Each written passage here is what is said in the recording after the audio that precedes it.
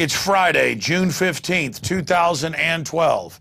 I'm Alex Jones, and this is yet another original edition of Infowars Nightly News. Straight ahead. Tonight, unconstitutional wars, Obamacare, the National Defense Authorization Act. It's official. The presidency is now a dictatorship.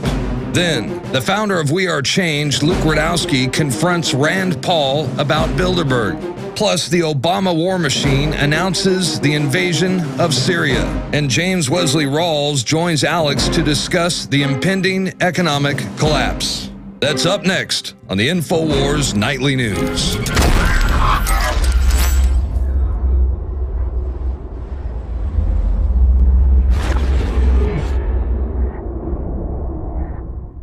First off tonight, it's official. The presidency is now a dictatorship. And Obama can come or go or even resign, which would be nice, but they replace him with Mitt Romney, which wouldn't be nice. So it's a Hobson's choice. Catch-22, as they say. Damned if you do, damned if you don't. No way out. Rock in a hard place. Out of the fire into the oven. A few more cliches. What do? We get rid of the New World Order, the globalists, the private Federal Reserve that runs these puppets.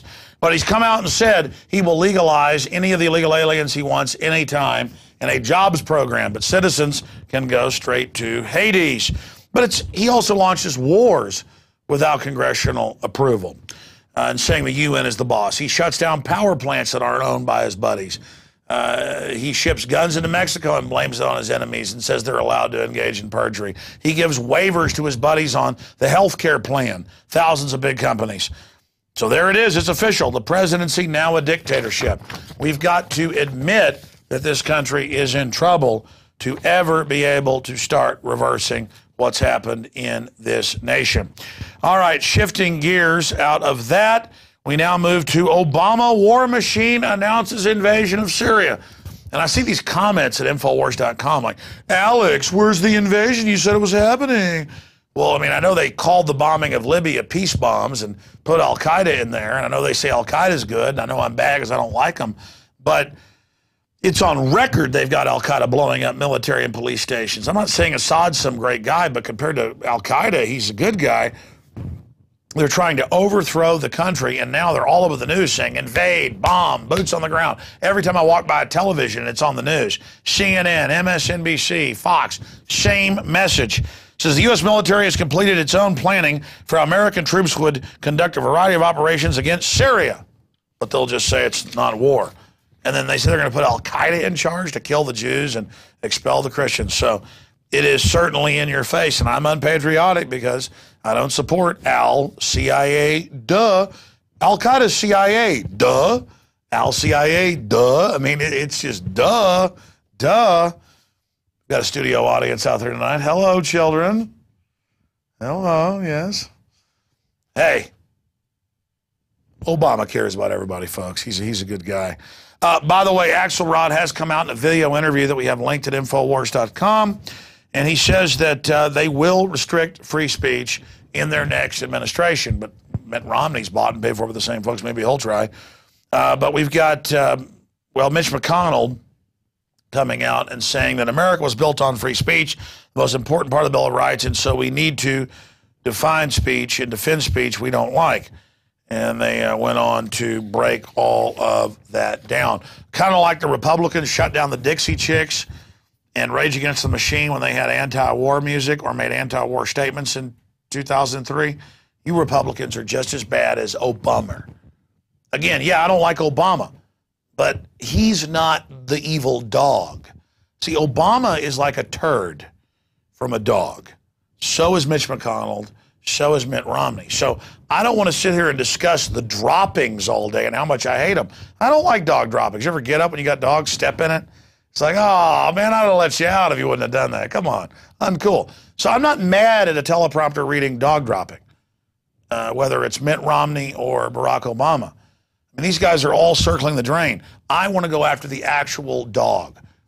I can use more scatological jokes if you'd like. I mean, it's only because it's accurate. I've got a repertoire of lexicons dealing with semantical expressions and Shakespearean colloquialisms, but I think it's more important to really cut down to what we're talking about. Obama is a dropping.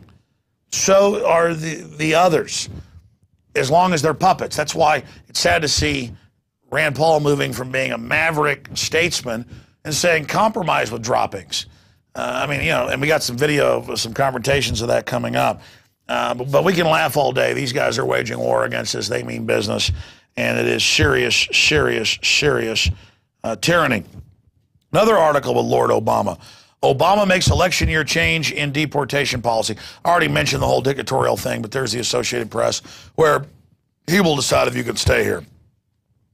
Continuing, Obama trade document leaked revealing new corporate powers and broken campaign promises.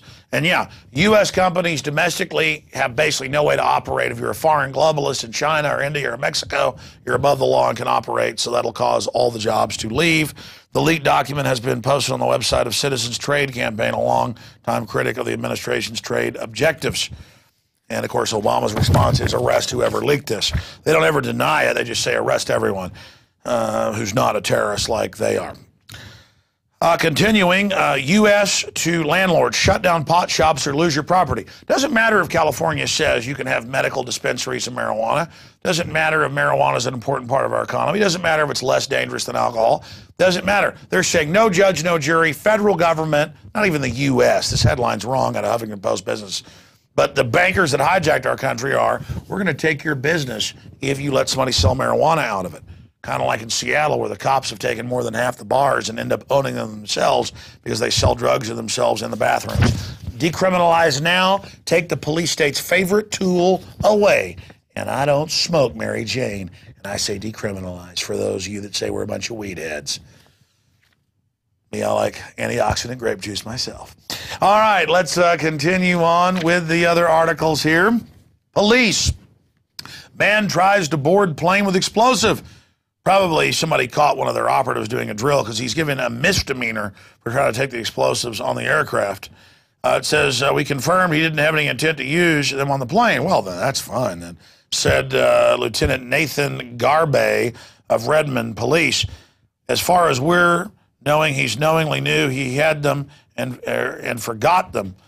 That has yet to be confirmed, so I guess everything is fine. Continuing here, foreign holdings of U.S. debt hit record high. That's how the banksters want us.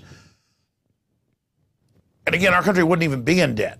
90+% of what we pay is derivatives to keep the banks propped up. The $15 trillion that we owe to China and the private Federal Reserve, that's just maneuvering us into bankruptcy. They've signed us on to 600+ trillion of the 1.5 quadrillion in garbage that Goldman Sachs and JP Morgan made. We could pay off the 14, 15 trillion anytime. But it's all about China and everybody putting us down and teaching us that we're garbage. Foreign demand for U.S. Treasury securities rose to record high in April. China, the largest buyer of Treasury debt, increased its holdings slightly after trimming them for 2 straight months because the globalists are busy imploding Europe, so China's moving out of that. But Europe falls, we go up, but then fall. So it's like two guys jumping out of an airplane, and one guy's falling further without a parachute, and the other guy's above him going, hey, I'm not hitting the ground as early as you are. They're like, ha, you're going to splat. And the guy's like, well, you're 20 feet above me. Doesn't matter, I'm trendy. I get to watch you splat. Like one split second as you hear the head bust like a melon. Boom. It's like, ah! But it's okay, you're trending, and that's all that matters. Okay, this is teleprompter-free news, ladies and gentlemen, and never forget it. We take you now to Clandethu. No, this actually isn't Starship Troopers. We're not having Tarpley the Brain Bug on right now. Let's go ahead and go to Dr. Adam Spartacus, his codename Weishaupt, founder of the Illuminati. Of all the means I know to lead men, the most effectual is a concealed mystery. The hankering of the mind is irresistible. Oh, come into our secret society. Oh, give us money and dues. Oh, it's too powerful for you to understand. And really all you're being done is ripped off. That's why they get all the elites into perverted and weird stuff where normal people never get sick of the same thing. I never get sick of my beautiful, voluptuous wife. I never get sick of cheese enchiladas. I never get sick of swimming in a nice big lake or water skiing. I never get sick of my wonderful children playing in the yard. I never get sick of normal stuff. It's what Madison Avenue wants to make you feel inadequate, to sell you cultural death so you'll buy into all their poisons. Take Prozac, drink sodium fluoride. Hey, China says it's good to have mercury in your child's formula. But God forbid we don't lock up all the people that smoke marijuana. All right, we take you now to two different clips of Luke Rudkowski and others confronting Rand Paul. He used to talk to, in fact, the first clip we should play is a year ago. He talks to Rand Paul, and then he talks about the Federal Reserve, the New World Order, the Bilderberg Group, and how I woke Senator Paul up to the Bilderberg Group. Senator Paul says that. And then we've got clips coming up after that, excerpts of just yesterday with Luke and others talking to him about the Bilderberg Group, and he will not discuss it with them. So we're really seeing Rand going establishment. It's very, very sad. After these clips, the old clip and then the new clip, we'll go to break and come back with our guest on the survival of the Republic and how to prepare yourself and your family. Stay with us. Our organization confronted Ben Bernanke on his ties with the Bilderberg Group as well. Do you know anything about the Bilderberg Group? Only what I've learned from Alex Jones. Do you know, for the people who don't know what's going on, can you tell people who are the Bilderberg Group, if you feel comfortable doing so? Yeah, well, I'm not probably the world's expert on it, but I think it's people who get together who are very wealthy people who I think manipulate and use government to their own personal advantage. And I think that's the biggest thing that would help us combat this, is that they want to make it out like they're just to help humanity and world government will be good for humanity. But guess what? World government's good for their pocketbook. They're very wealthy and they use government to make more money for themselves, and that's where you expose them. And I think ultimately people are talking about that with the Federal Reserve. Expose the people through an audit, maybe like Goldman Sachs and different banks that are making a lot of money off the U.S. taxpayer through these special deals they're getting with the Federal Reserve. Hey, Senator Paul. My name is Luke of We Are Change. We had an interesting conversation before about the Bilderberg Group, and knowing what you know, how can you support Mitt Romney when The Guardian reported he was at the Bilderberg meeting? The senator just got out of a meeting. We're having a private conversation right now. You can make an appointment to stop by sometime. I know it's a comfortable question. I know you know a lot about the Bilderberg Group, and we just want to know, why would you endorse? I know you're playing politics, but is politics really that dirty?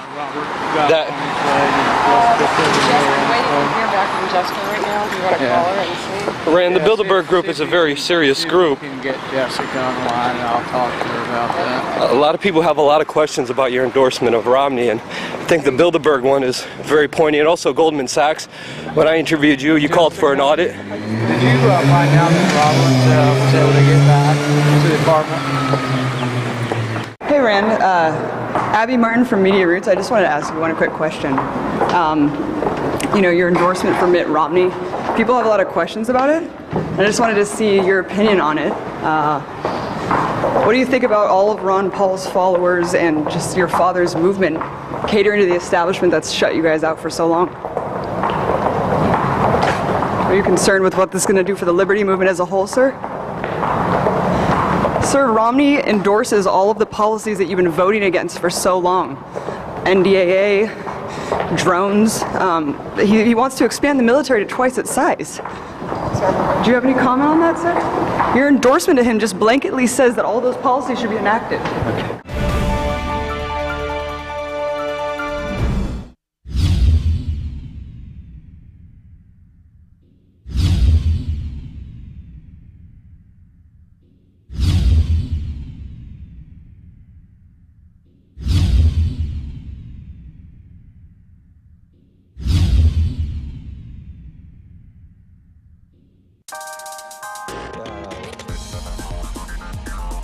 Christy Hightower here for PlanetInfowars.com.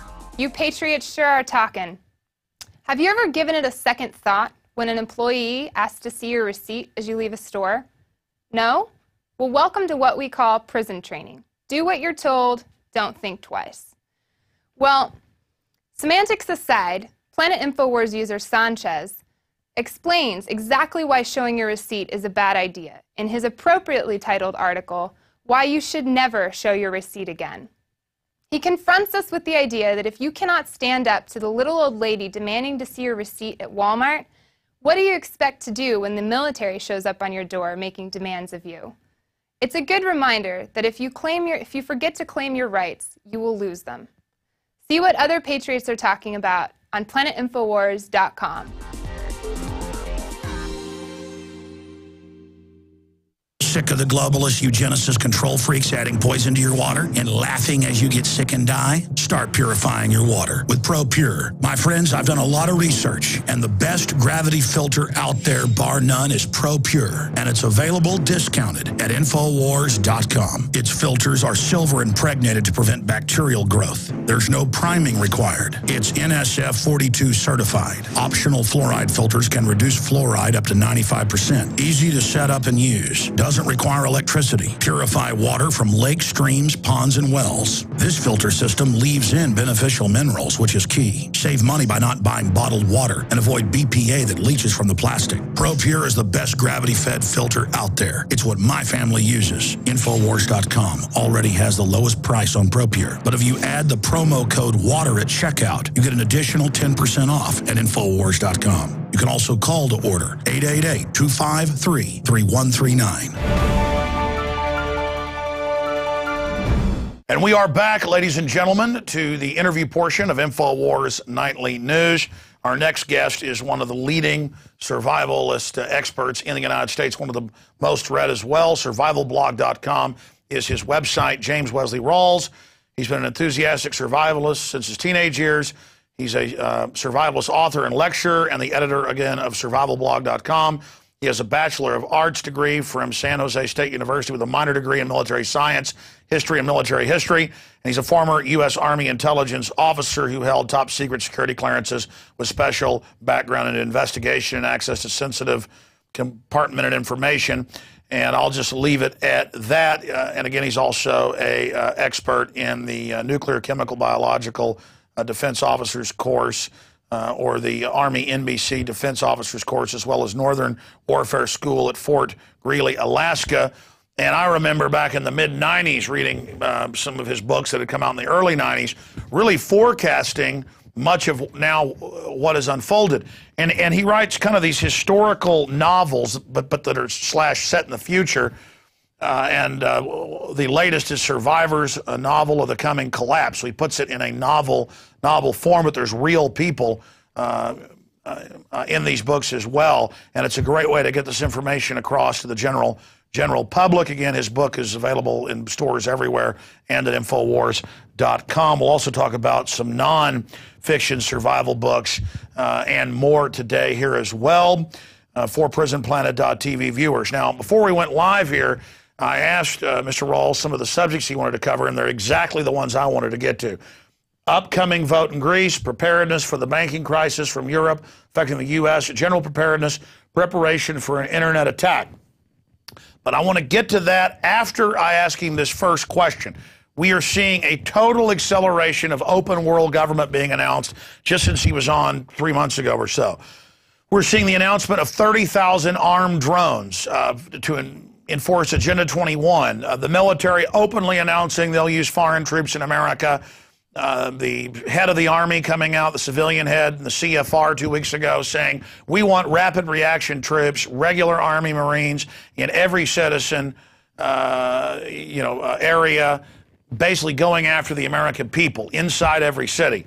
Just amazing developments that we've seen being prepared in the shadows. It's all rolling out. And my concern is that means they're getting ready to activate. They wouldn't be admitting all this and doing public announcements if they weren't getting ready or preparing to go operational. We'll get his take on that. But we are definitely living in some wild times. And I remember Bob Chapman before he died with his sources in U.S. embassies. My sources then confirmed it, that a year and a half ago they were getting rid of dollars and denominating in gold and a spectrum of other currencies at U.S. embassies worldwide. the plans for bank holidays in Europe and to control ATMs and use the borders they've been firing back up, not to keep the immigrants out, but to keep the people of Europe in. That's all been announced in the Associated Press, Reuters, you name it, 2 days ago. So it's one thing to, again, academically, intellectually follow history, follow the documents that leak, the sources, to see this being built in the warehouse. I mean, it's kind of like those old films from World War I, World War II, where they open up this big giant curtain and there's a battleship and then it slides into the water. We peeked behind and saw the battleship being built against us. Now the curtains are open, they're chopping the blocks, it's going into the water. And it's announcing, don't run, we're your friend. This is really serious. I want to ask him first, does he agree that things are accelerating? And B, why are they moving so quickly now? So again, the proprietor of survivalblog.com, James Wesley Rawles. James, thanks for coming on. You heard my lengthy diatribe question there. Give us your analysis on that point. Well, thanks for having me on. Yes, I believe that things are accelerating. There's a lot of policy planners in the Obama White House, and especially in Europe, that are pretty frantic right now. They see the European Economic Union falling apart at the seams.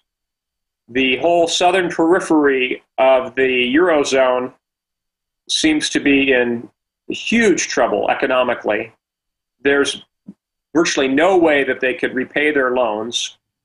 The Greeks back in May had a referendum which basically failed on austerity.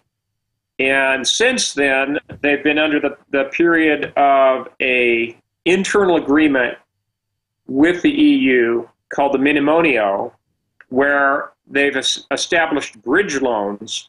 But basically, everyone's waiting to see what's going to happen with this vote on Sunday. We're recording this here June 15th, a Friday. In just 2 days, there's going to be this second vote in Greece. And no one's really sure what's going to happen at the tail end of this.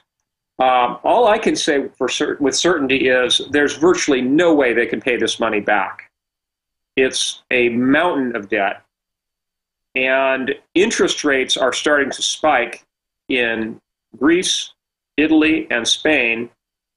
And that's indicative that the euro isn't going to hang in there, that there's going to be a collapse of the euro. In the short term, I think we could see the dollar gain value versus the euro. And there could be some economic benefit briefly here in the United States. But in the long run, because our debt situation is almost as bad as Greece's. Sure, it creates a black hole effect anyways. It's like they're falling, but we're falling, but right beside them as well. But it creates a momentary uplift as people run into the dollar in fear. It's relative safety in the dollar. A long-term prognosis is just as bad. In fact, in total dollars, it's much worse. As a percentage of GDP, it's worse in Greece. But if you look at the total indebtedness, it's huge in the United States. And inevitably, what's going to happen is a certain chain of events. We'll have chaos in Europe. We'll probably see a banking crisis there, full-scale bank runs, bank holidays, and all that. Interest rates will spike. But then the credit rating agencies like Moody's and Fitch are going to downgrade the United States. And when that happens, that's the key trigger event, because we've been under an era of ZIRP, which is zero interest rate. When we get away from ZIRP and interest rates start to go up, and they have to go up when the U.S. government's credit worthiness is downgraded, people are going to start demanding more and more interest to continue to invest in U.S. treasuries. At that point, all bets are off, because the current debt progressions are based on essentially zero interest rates in terms of true interest versus inflation. If we start having to pay 3%, 4%, 5% on short-term treasury paper, and anywhere from 5 to 15% on long-term paper, our ability to repay our debts will be no better than the nation of Greece. And we'll go through our own crisis, just like this, but on a grand scale. Once interest rates move, watch out. Well said. One more question along these lines, then I want to get into the other points that you'd like to get into, because I agree with you. They're extremely important. I remember, I guess back in 1998, so almost 14 years ago, economist George Humphrey, who's also a successful private businessman here in Austin, Texas, city council person as well, a friend of mine, saying the global elite, the private Federal Reserve, the Rothschilds, the Rockefellers, they're going to sell these derivatives, have government sign on. It'll be over $1,000 trillion. They'll implode it in the next 10 to 15 years. Out of that, they'll announce a Bank of the World as the savior. I mean, Humphrey literally on my radio show and in some books and tapes he put out, laid it completely out with absolute precision. And then other people, I remember Bob Chapman 5-6 years ago, countless others saying, this is done on purpose. This is a consolidation. They get us to sign on to too big to fail. In 2008, all the experts I interviewed said it's designed to get worse. Europe, then Asia, then the U.S., they'll fall like dominoes. It's a consolidation. Bank of the World will be announced. I saw Bilderberg members brag, like Etienne Davignon, that yes, we set up the euro to consolidate Europe. They designed it to bankrupt things and to, quote, have it fail, and then offer a new superstructure as the answer. But a lot of the experts I agree with now say that they've overdone it so bad that they may even destroy themselves. But clearly, this was engineered to a great extent, but they may have gone too far. Or all these guests I had on, all these experts, and my own analysis, we were wrong, but we were right. We were right about what was going to happen, but we were wrong about the elite being in control of it. I know that's kind of some Rumsfeldian logic, but I want to get from you your take on that. Is there a method to this madness of command destruction, post-industrial world? The elites say that's their plan. Or is that more their destructive, psychopathic excuse in that they want to destroy, but they also want to be control freaks, so they lie to themselves and think that they're in control of it, like Hitler attacking on 3 fronts? Complex statement, but you're a military historian. Give us your take on that. Is this under the elite's control? Is this pre-designed? I think it is pre-designed. I think their intent is at least a partial implosion. Whether or not they're going to remain in control remains to be seen. I think that there's a good chance that the situation could get completely away from them, and their planned announcement of a global currency and a global economic union might very well fall apart. It's difficult to say what the end result's going to be. All I can say is we're going to have some incredibly turbulent times for the next couple of years, and that people need to get themselves prepared. I think that the citizenry of Greece has the right idea right now. They're pulling out $1 billion a day of their deposits from Greek banks. Common sense dictates that Americans should probably be doing the same thing. If they realized just how unbacked their bank accounts were, right now there's just, pennies on the dollar, really. If everyone went to go get their money out of the bank simultaneously, we would see the banks cleaned out in the course of just 2 days. Yeah, the number was 3 cents on the dollar 2 years ago. Now I'm told it's less than 2 cents on the dollar of physical cash is actually there.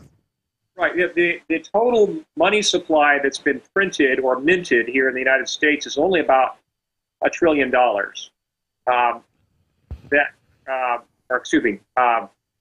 sorry, 800 billion, I think, is the exact figure. But that's nothing compared to the total money supply, which is enormous. So what people have in their banks are just electronic digits, and there's no way that they can even start to cover withdrawals if they start to happen. And on Thursday evening, I posted a piece in my blog titled 20 Reasons Why America's Next Bank Holiday Will Be a Nightmare. I'd recommend that people take a look at that. Let's go over that right now. Since you raised that point, it's at survivalblog.com. We're linked to it at Infowars.com. Go over that for us. Well, basically, a bank holiday, which we haven't seen in the United States since the 1930s, would be a government-mandated closure of part or all of the banks in the United States to stem off the flood of withdrawals that will take place if we have a bank run. And in the event of a bank holiday, in a modern era, it's not just a physical run with people standing in line in their banks. They will cut people off electronically as well. All online banking will be suspended. All ATM machines will be shut down. Well, banks already, this is already happening in Europe, as you've stated. Banks already act, I mean, I've gone in to get a few thousand out, and they try to refuse until I throw a fit. I mean, this is outrageous. Continue. Well, the other thing that's really frightening that I pointed out in that article is that all of the SNAP payments, which are on EBT cards now, they used to be food stamps, all those SNAP payments are also negotiated through the bank check clearance system. So if they shut down the check clearance system, they're also going to shut down food stamps. That's right. And of course, the Federal Reserve runs that check clearance system, and its regional systems totally strangleholding our economy. I want to get back into your 20 points here, but just thinking about how accurate I've been, you've been, Ron Paul, countless others, G. Edward Griffin. I mean, we have been so incredibly dead on watching the globalists because they're operating in plain view. Their whole attack pattern is designed for a zombified sleep state population who are victims of this. But it's really amazing looking back at my 17 years, your 20 plus years, other people 50 years, how the old timers absolutely foresaw exactly what was coming and held it back for a long time. But now it's here. I mean, it's like a kid waiting for Christmas. It finally comes. You can't believe it. But this is the anti-Christmas. What's your statement on that point? Because, I mean, here we are. You were on just a year ago, then a few months ago, talking about bank runs in Europe and you know, ATM withdrawals and capital controls and the TSA getting ready for it. Now it's all admitted. I mean, it's just, it's again, I'm not patting us on the back here. It's really mind-blowing, though, how accurate the Patriot movement has been. Do you think that's checkmated or put in check the establishment? I mean, does that freak them out, how accurate we were, reverse engineering with the available intelligence, what we were dealing with? Well, perhaps. Certainly, we've been a lot more accurate than the talking heads on the economic shows on CNBC, who are basically still touting buy and hold stock purchases, and that the bottom has been reached in the real estate market, and a lot of other fantasies. It's people like you mentioned, the late Bob Chapman, who is one of my absolute heroes. He passed away just a week ago. But for 30 years, Bob was warning that this financial reckoning day was going to come, and he was absolutely right. And he was one of my mentors.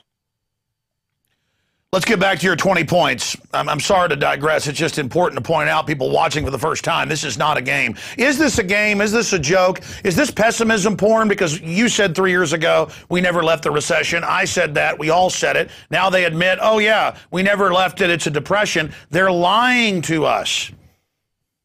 Well, yeah, we are being lied to systematically. And people need to wake up and at this point, it's beyond just political rhetoric. It's beyond the awakening stage. At this point, people need to get physically prepared, because we're going to see the onslaught of all the effects. You're seeing what's going on with Greece, with their economy cratering and unemployment rate over 30% effectively. We're going to see the same thing here in the United States. We'll see our own bank runs. We'll see our own bank holidays.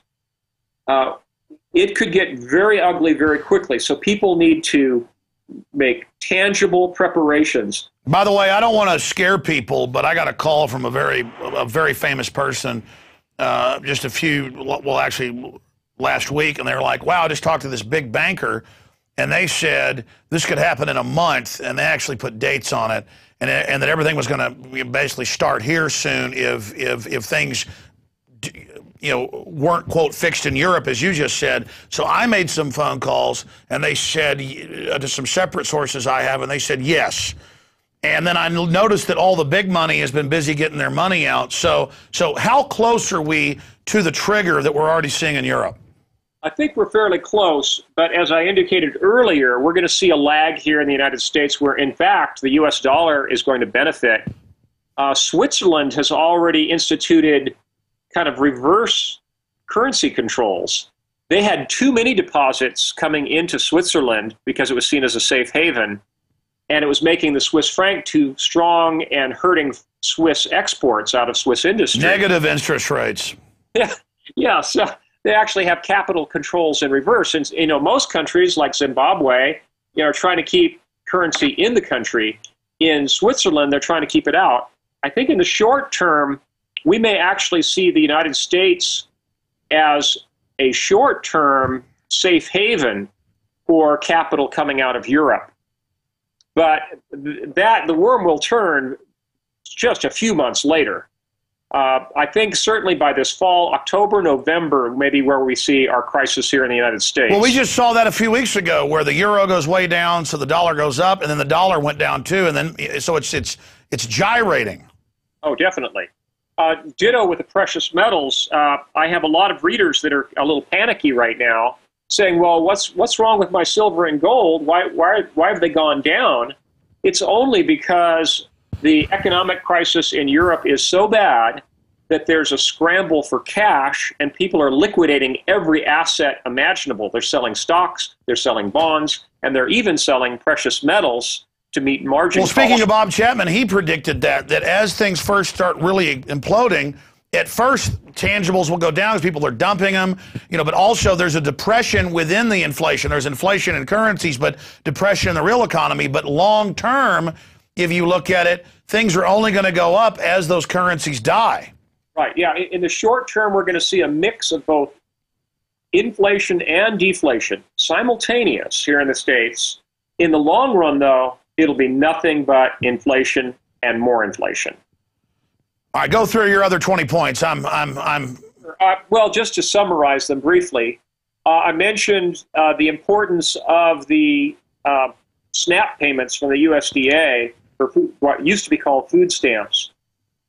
The implications of that are huge. It'll be bad enough when people find their ATM shut down, and most people only keep a few $100s in cash at most at home. But what about the people that are living on the ragged edge? What happens when their food stamp payments, their EBT cards, no longer work?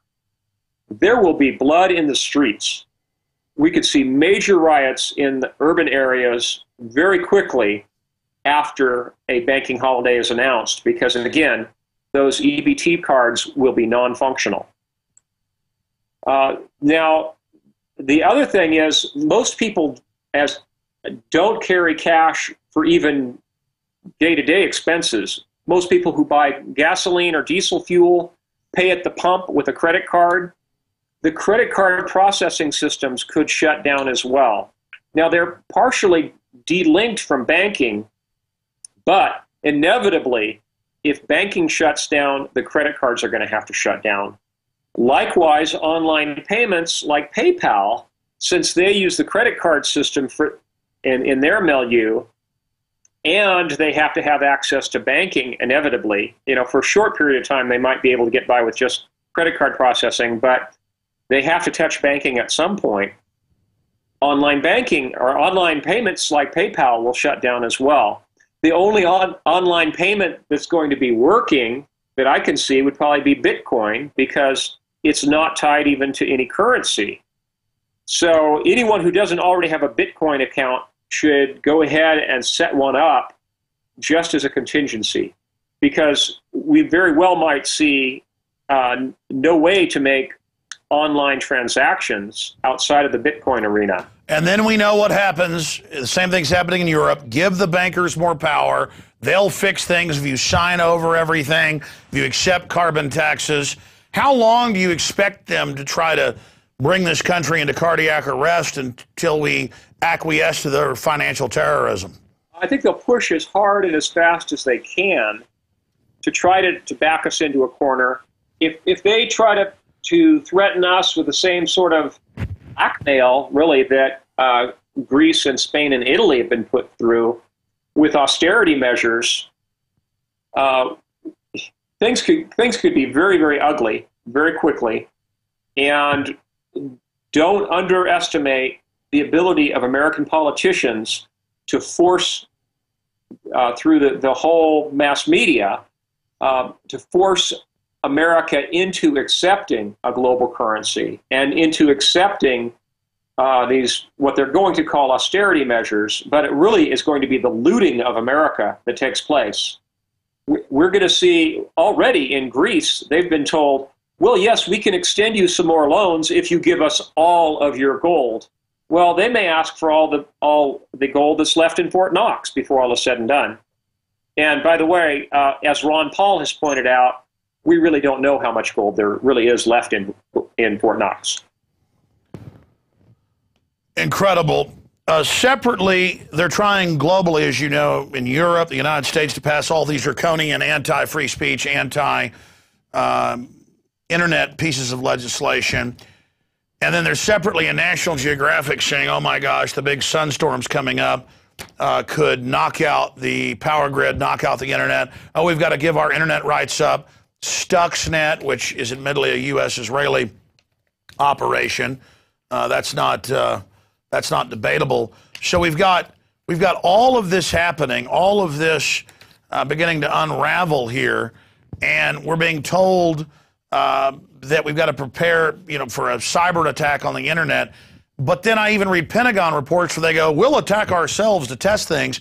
This looks like the perfect false flag that during this economic implosion to convert us to the New World Order, they're not going to want James Wesley Rawles, Alex Jones, and others out there on the internet being able to counter their lies minute by minute. I mean, already when they put lies out, I'm able to respond to it, and the White House has responded to us on subjects like shutting down power plants. We're definitely having an effect. And I tell you, it feels good to know there's thousands of prominent people, because it'd be scary if we were alone. Thank God people like you and others.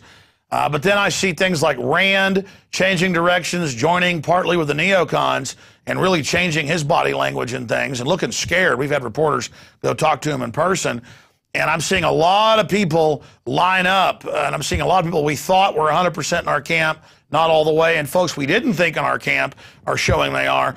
I mean, I'm really seeing battle lines being drawn. I mean, I'm ranting there, but let's give us your take on the whole Rand Paul endorsement of Mitt Romney and endorsing Iran sanctions his dad was against and hiring a bunch of neocons.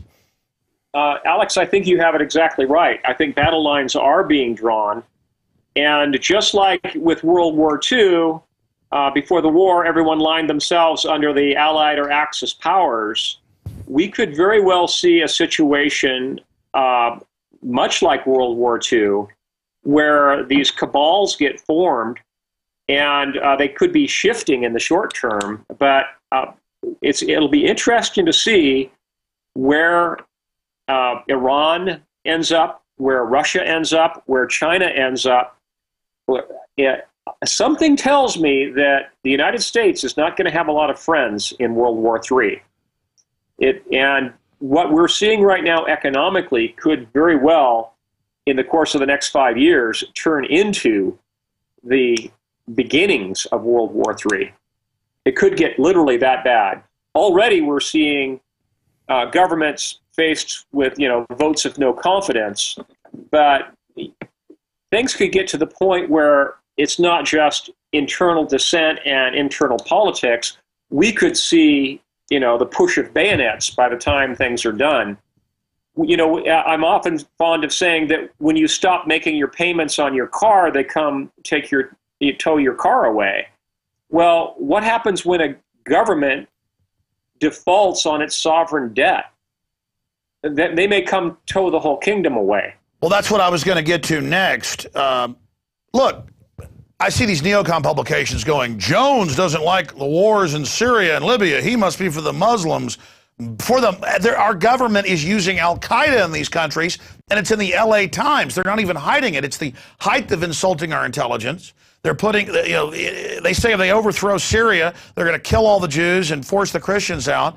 And I'm supposed to get behind that. I mean, it's total cuckoo land. The Russians are encircled, threatening to nuke Europe now. They didn't even talk like that during the Cold War.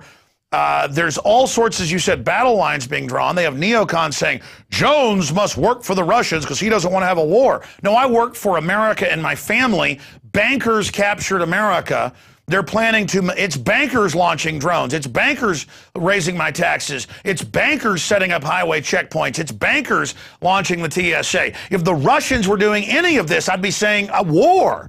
But we're so designed to fight the Chinese or the Russians, and the Chinese, of course, are allied with the banksters, that we can't imagine an economic, like Cicero said, the enemy that comes openly to the gate with their standard, no problem. It's the internal infiltrator. How do you get America, the police, the military, who on average are great people, I've talked to a lot of military and police, to understand we've already been taken over, the flag's only up there in symbol, and that we're being led into something that's probably meant to destroy us. I mean, if you look at all the pieces, I think you're hinting at the fact we're being set up. I think we definitely are. And the amount of internal dissent, I think, is only going to be exacerbated. There's already the red state, blue state paradigm, but could you imagine if that got to the point where we literally got to the point where states wanted to secede from the Union, just like in the 1860s? It could come to that. And internationally, as I mentioned before, we could see the equivalent of World War II, but here we might even be tossing nukes around. The full implications of this are absolutely staggering. And to think that the average American is still really concerned with what the movie stars are wearing to the latest film premieres and who got who pregnant is just, it absolutely boggles me to think that are still caught up in the bread and circuses. Oh, it's the Matrix. Speak to that, because I still occasionally have somebody stop their motorcycle and go, hey, Mr. Tinfoil Hat. Most people don't now. But even if they're awake, they say, what do you do? And then to watch the tabloids and Dancing with the Stars. And I mean, again, I'm not abnormal that I can't go to a movie now and not think about this stuff. I'm not abnormal that when I'm at a swim meet with my kids, all I'm thinking about is this, because this is the same stuff we saw before World War I and World War II, but now with all these super weapons, as you were saying.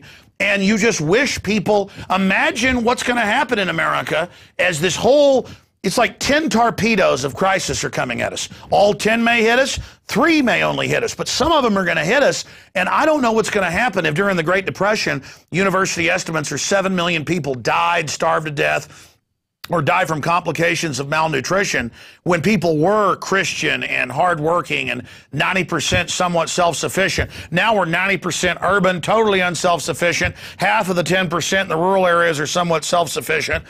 I mean, it's almost like a road-like scenario. And for those of us that are informed, it's not we're elitist, oh, we're informed, you're dumb. We're like, for God's sakes, I wish you'd listen to us and because being prepared is one of our only checks against this. I'm ranting, but continue commenting on what it's like for you to see the zombie public and then to know. I mean, Medvedev and Putin are saying, we're lining nukes up. If you move missiles in, we're going to nuke you. Obama says, I'm moving the missiles in. And generally from history, I mean, am I wrong in saying generally the Russians don't bluff? I mean, they don't. I haven't seen a lot of cases where they threaten stuff like this. Yeah, they're pretty much straight talkers when you come down to it. They have their propaganda arm that what you hear out of what used to be the Politburo and now out of the Russian federal government is pretty much what you see is what you get. And if they're posturing that way, you can see that the blood is in the water, and they're doing, In Russia, they always think in terms of Mother Russia, and they will always keep that as the bottom line. They will never compromise their sovereignty. And when push comes to shove, they'll do whatever it takes. They'll side with whoever they need to side with to make sure that Mother Russia survives. Now, it's difficult to say how it's all going to play out. And like you, I'm amazed to see so many people still in zombie mode. But it's encouraging to see people reading blogs like mine and listening to radio shows like yours to see how many people truly are waking up. They're making tangible, practical steps to getting their families prepared in terms of water filtration and food storage, communications equipment, and so forth, because they recognize that there is going to be disruption ahead. And as you pointed out before, we live in a much more fragile society than we lived in the 1930s. Things are going to come unglued in the next 24 months, as near as I can tell. Well, I'm seeing the public, and even the media admits this, now that there's less money and we're in a deep recession/depression, more fights, more arrogance. I mean, a bunch of spoiled brats. And I'm spoiled, too, compared to my dad or my grandfather, because they grew up on farms. I mean, I can't fix 1/10 of what my dad can fix. He couldn't fix what his dad could fix, because back then you had to make the combine work because there wasn't money to go to the bank. And I think about people like my grandfather, who got up at 4:30 in the morning and quit working at 7, 8 at night. And I've worked on that farm during the summer. And then I look at what Americans are like today. My God, they have no idea what they're facing. If the Great Depression could bring people like my grandfather and his parents to their knees, what is this going to do to us? Yes, we live in a sissified generation and a dumbed-down generation. And unfortunately, we're going to see a massive die-off. I can't see any other solution. Unfortunately, it's going to come to that. It won't be anything that we precipitate. We're just going to be spectators and hopefully going to pull through this. But we're going to witness perhaps as much as 80% of the American population dying off by the time all is said and done. Because if there is an orchestrated collapse, we are unfortunately living in a house of cards, and the vast majority of the citizenry has no preparation. They have 2 or 3 days worth of food at home, half a tank of gas, no stored fuel. They are going to be completely behind the power curve, and they are going to be like sheep for the slaughter. Yeah, I don't even know if I'm up to this. And then you look at the average person, they revel in chicken-necked weakness. I mean, I went to a couple stores yesterday with my son, and I was watching the people, and I mean, I guess television and this soft culture did it, but it looked like they'd been shot with like a mutation/weenie gun. And the women were henpecking their husbands and boyfriends, and henpecking at the registers, and henpecking at me at the, I mean, and I'm not trying to be negative, because there's a lot of great people, but it seems like when you're in the city, you're really around a bunch of scum. You get out in the country, it's a little bit better. Have you noticed this? Oh, definitely. The level of civility in our society is dropping. As I referred to it previously, the sissification of our society is definitely in full swing. Very few people are willing to stand up for what's right. They just want to go along and get along and make as few waves as possible. Blob along. They want to like blob along. Yeah. Yeah, and I hate to say it, but it's like those websites you see that have all the pictures of the Walmart shoppers. That's the society we're living in. We live in a society of sheep, really. Sheeple, as one radio host used to refer to them. We have an overweight generation, a undereducated generation, and a generation that's fixated on, their day-to-day pleasures. And when true hard times come, they're going to be completely unprepared, and they're going to fall apart mentally and physically. They're not up to the task physically because they're overweight, out of shape, and eating, horrible food. Mentally, they're not up to the challenge either. We have a huge number of people that are addicted to either non-prescription drugs, illicit drugs, or they're on everything from blood thinners to mood-altering drugs to you name it. We have 7 or 8% of the population now that's insulin dependent, diabetic. What's going to happen to all these people when the power grid goes down? It's going to be a huge die-off. Well, look at Katrina. The government couldn't and wouldn't even help people, and it was an absolute hellhole right there. But the government wouldn't let the people walk out on the highways and get away, though. I mean, it just shows a total predatory view. I want to run through some more of the points here. Let's look at the upcoming vote in Greece. Preparedness for banking crisis. We already kind of mentioned that, but recapping it. Then general preparedness, and then preparedness for a internet attack or mega flare. Okay, well, it's a lot to cover it in one interview, but I think it is important that people get prepared. In terms of a banking crisis, people need to keep a lot more cash at home. And as I pointed out in my piece in Survival Blog, a good chunk of that ought to be in 5-cent coins, in nickels, because it's the only currently circulating coin in the United States still being minted that's worth its face value. Everything else is just a token. Granted, pre-1981 pennies are worth 2.6 times face value right now, but you have to sort those, and that's not even worth the time to do so. Great point. People can make a whole living off getting bulk pennies, picking them out in nickels, but folks don't even want to do that. They'd rather just get a welfare check. Yeah, they'd rather do that. But again, people need to get prepared for this coming banking crisis. I think we will have a delay before it takes place here in the States because the dollar and U.S. Investments are going to be seen as the safe haven temporarily. But this is your window of opportunity, folks. Get a wad of cash, and it should be in $1 and $5 bills, not large bills, because you're going to need to be able to make change. If there's a banking crisis, people are going to have to revert to cash for just about everything. Stock that cash away, develop a good hiding place at home that won't be found. Make sure at least 2 family members know where it is in case you don't come home someday. Get your food storage squared away. Get a water filter.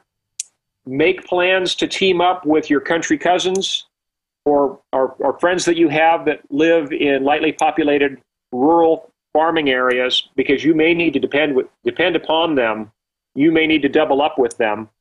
For anyone who's already at retirement age or has the opportunity to retire early or who is self-employed, I recommend that you go ahead and make the move now. You're actually behind the power curve. You really should have moved several years ago so you'd have a chance to get established, put all your fences in, get your water supply squared away, plant a garden. Oh, yeah. I mean, if I didn't have to be in Austin, which is a great town, and to have the crew here, I would be 1,000 miles from nowhere. I mean, I would be out of here just on the chance there's going to be this collapse. And now we're just hoping for a way to get out of it. That's my next question. I want you to abbreviate and finish the other points. We'll have you back for a second interview very soon as this all accelerates. Is there any way right now to avert this? And on a scale of 1 to 10, if we can't avert it, I mean, are we looking at a 3, a 4, God forbid, a worse of a collapse? Well, I don't think it can be avoided at this point. Now, it could be delayed quite a while. They might have a currency reform here in the States. As I mentioned in my blog, they might even do something as severe as dropping a 0 or even 2 zeros off the dollar, which would cause a overnight boost to the economy because suddenly gasoline, instead of being $3 a gallon, will be back to 30 cents a gallon, and a movie ticket instead of $9 will be 90 cents. So it'll give people the illusion of prosperity in the short term. There could be an event like that that would kind of carry us over, basically muddle through a depression for a couple of years. But in the long term, things are going to break down. we will see a full-scale economic collapse. It's at this point, because of the national debt alone, I see it as absolutely inevitable. And it's kind of a perpetual motion machine. The global architects admit they set this in motion to consolidate total power. That's why they do rule the earth, though. They're wicked, they don't care, they're ruthless, and they're willing to gamble it all. They're willing to gamble it all. You know, the Rothschilds, on record, helped fund Hitler up front. Then he was even able to kill some of the French Rothschilds during the war. I mean, these globalists, they really are willing to gamble it all for total power, and so they're either going to get everything or we're going to end up defeating them in the process. Yeah, well, if nothing else, they have clearly demonstrated they're willing to use the citizenry of every nation as their pawns. We need to be proactive so we don't end up being pawns on the chessboard. We basically have to move ourselves off the chessboard at this point. People need to hunker down in a secure area. You know, the hill country out of Austin is not all that bad. There's a lot of other areas like that in the United States. I'm particularly fond of what I refer to as the American Redoubt, which is in the inland Northwest, which consists of Idaho, Montana, Eastern Oregon, Eastern Washington.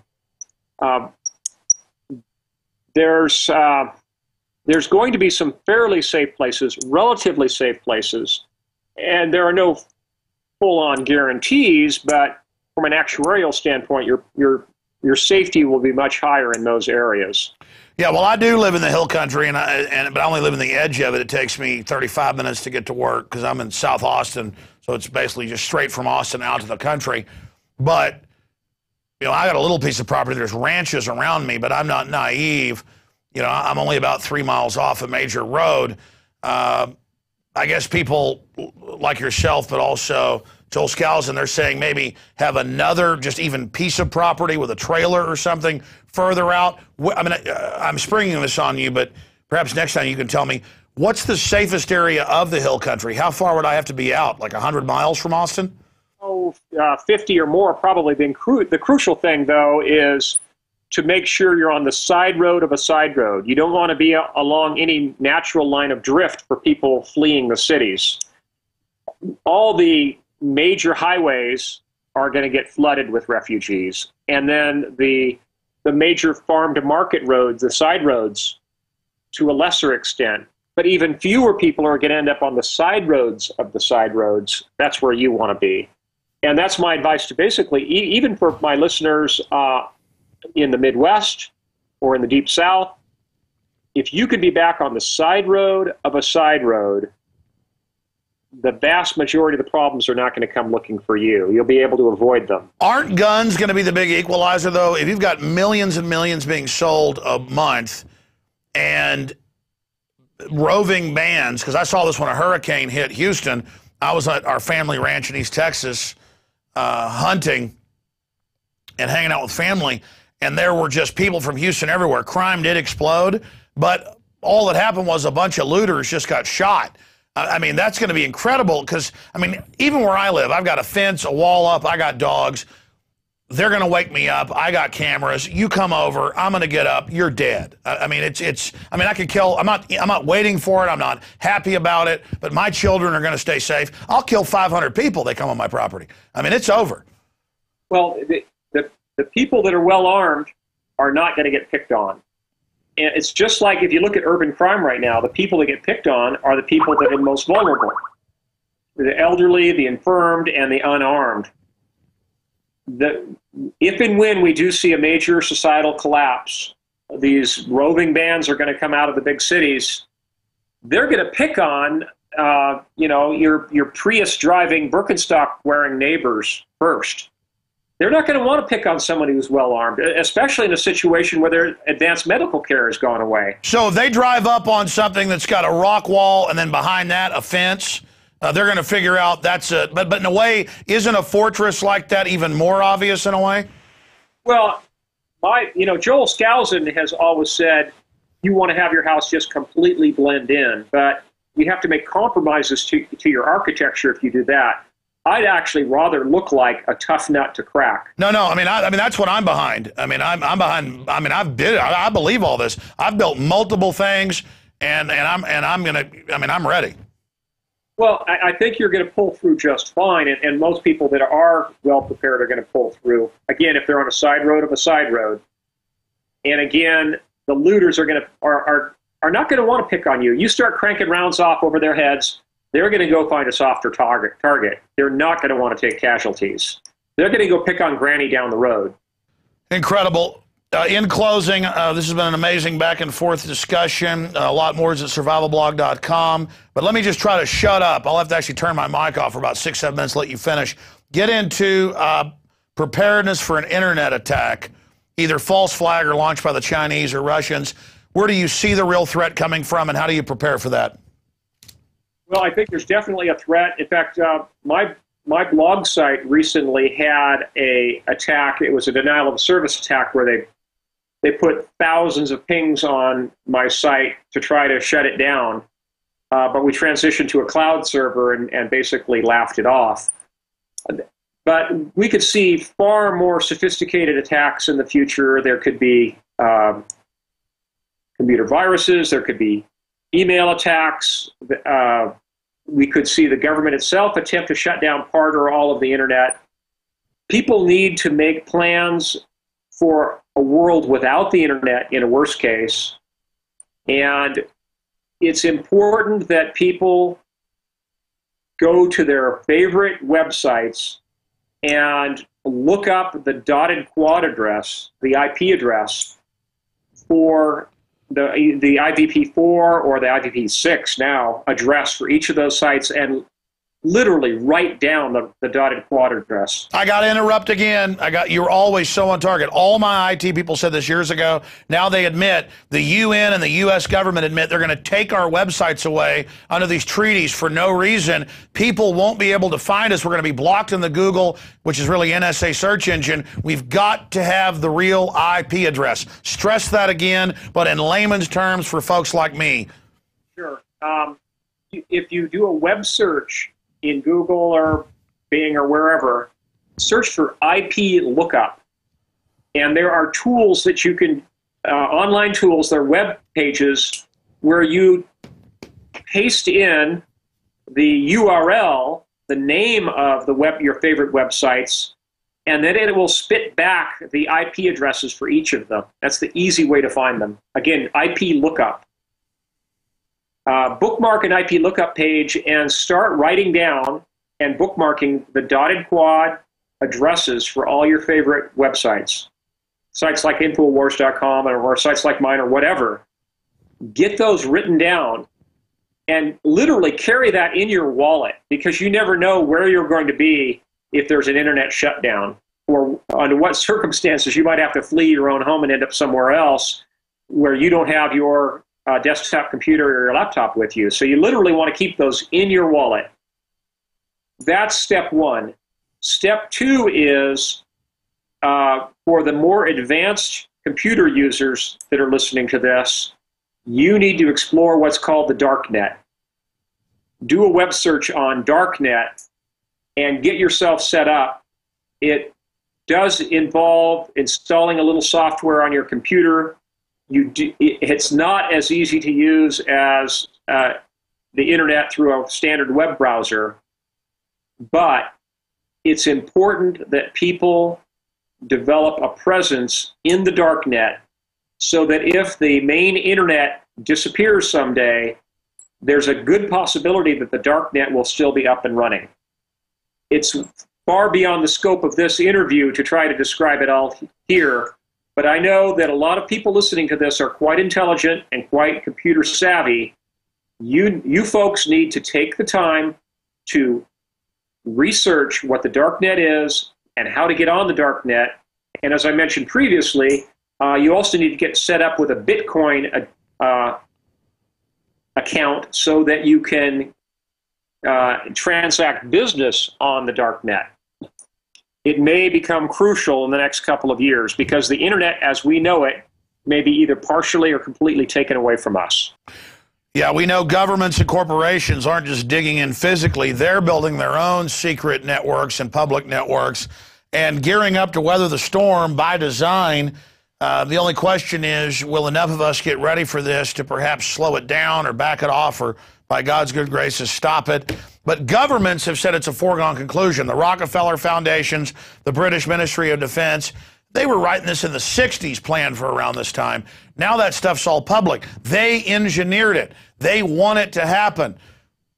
And that's, I mean, people are like, oh, you guys are gloom and doom. Look, by the grace of God, if we avert this, that's great. The social engineers want this. It's on record, and you're insane if you don't get ready. Do you agree with that statement? Yes, I do.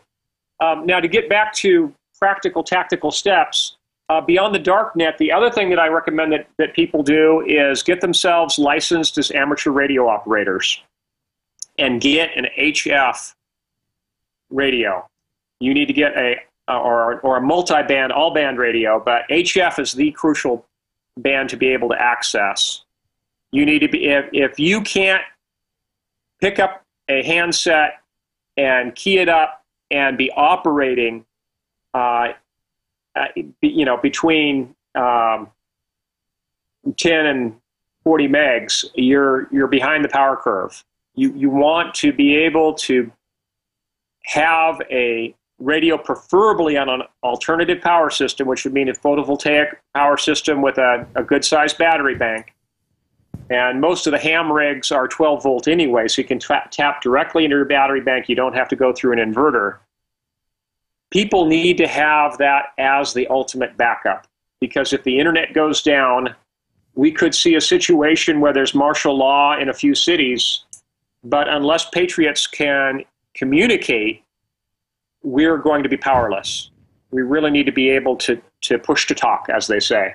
So get a ham radio license, get together with your local ARRL affiliate ham radio club, get teamed up with an Elmer. An Elmer is like an old guy who teaches young guys how to use ham radio.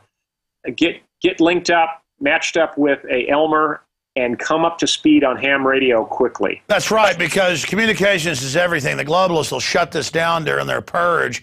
We're just awash in info today and don't appreciate it. But the power of ham radio, and I know a lot of patriots have been into this forever, is that we're going to have those communications, and then you can tune in anonymously, even having the wider band shortwave. But like you said, taking a course so you understand the nuances, sideband, single sideband, so you know what you're hearing. You notice that's what FEMA and all the systems uses their backup, the submarines.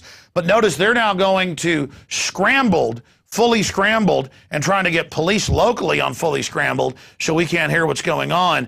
I mean, you can see this corporate Borg takeover. Amazing information. All right, well, Mr. Rawles, I want to thank you for joining us. It's been an amazing discussion. James Wesley Rawles' book, Survivors, a novel, The Coming Collapse, available at Infowars.com. I know you're awake, folks, but your friends and family may not be. Great book to get and give them. Every Mind We Unlock.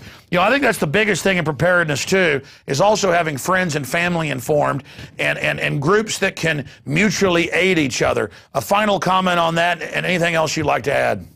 Well, just one quick follow-up on ham radio. Even for folks that are on a very limited budget, for literally just $50, you can buy a pretty good quality all-band receiver so that you can at least listen to ham radio traffic, including sideband traffic. There's some very inexpensive ones, some even under $30, like the Kaito brand. It's Kaito. And it's a very compact little receiver. I recommend that people, at the very minimum, get set up to listen to ham radio. But again, everything that you need to know in terms of physical preparation, you can find at my website at survivalblog.com. And even before the physical preparation, I think it's important that people get right with God. If you haven't renewed your Christian faith, don't expect to be able to pull through this. I'm a Christian, and I think it's very important that people get right with God. You can't expect God's covenantal blessings unless you're in the covenant. Well said, and let's put your site back up. You have your IP address right there. We were showing the Infowars address earlier. We can show the Survival Blog. It's 95.143.193.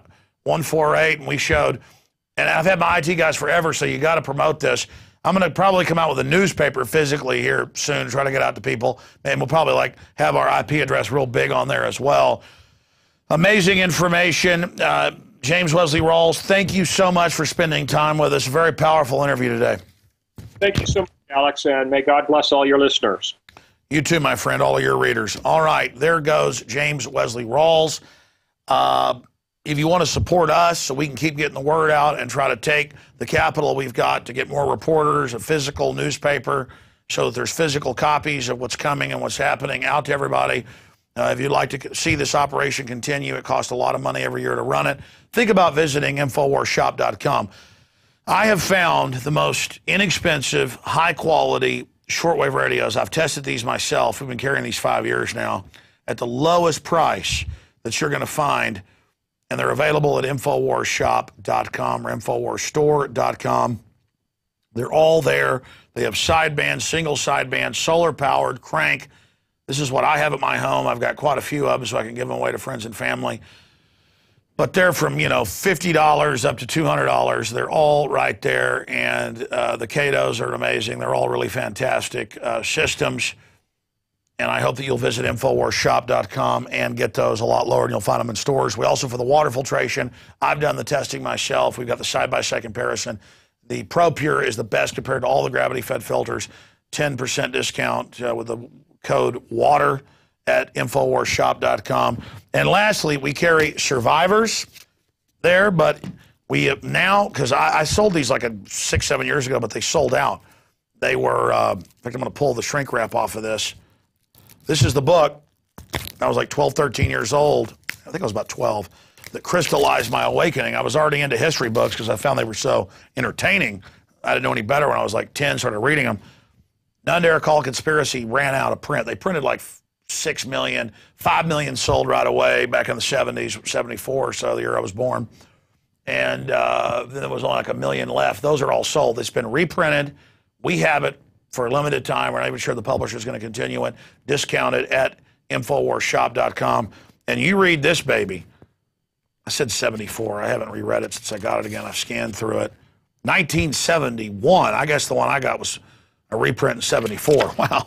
1971. This book lays it all out. Graphics, photos. It's only 140 pages long.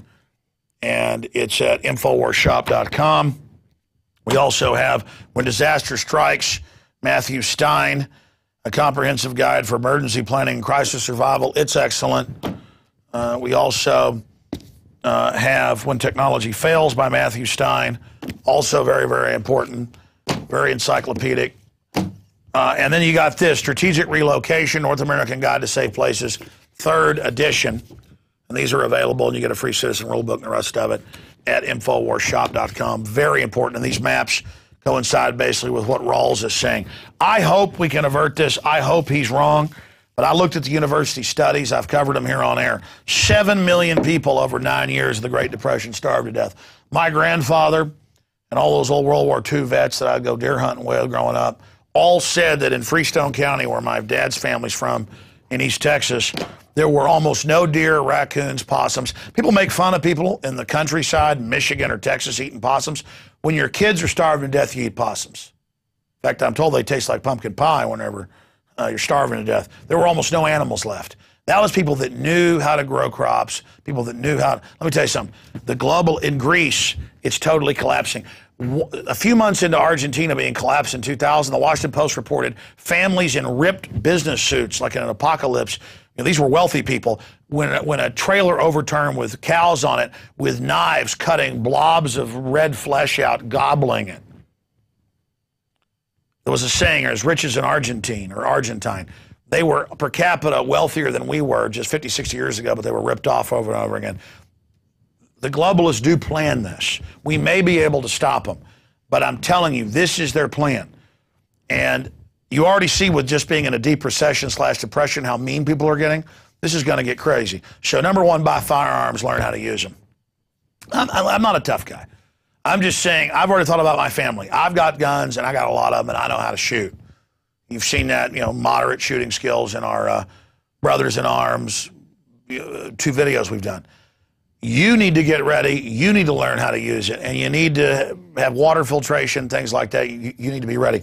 Lastly, here at the end of the show, I want to show you The Economist magazine. I haven't uploaded this yet. I shot a video. In fact, we're taping the show tonight. Perhaps we should download my little attack on Queen Elizabeth at the Barnes & Noble. I took my son yesterday. Because I've got like a little 3-minute video we should air tonight if we have time. Of course, if we did air this, it would mean it was earlier in the show. Or maybe we'll air it right here at the end as we go to break. Yeah, we got time to do that, don't we? I'm so long-winded. Maybe we do. But I bought this while I was there. The Economist.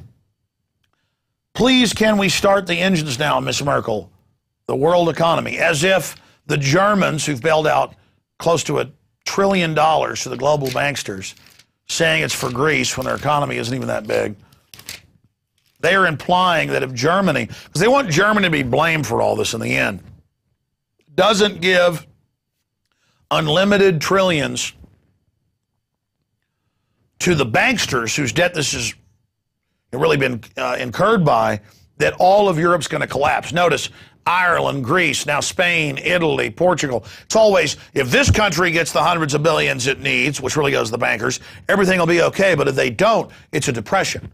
And then the next country, well, we'll see how Spain handles it.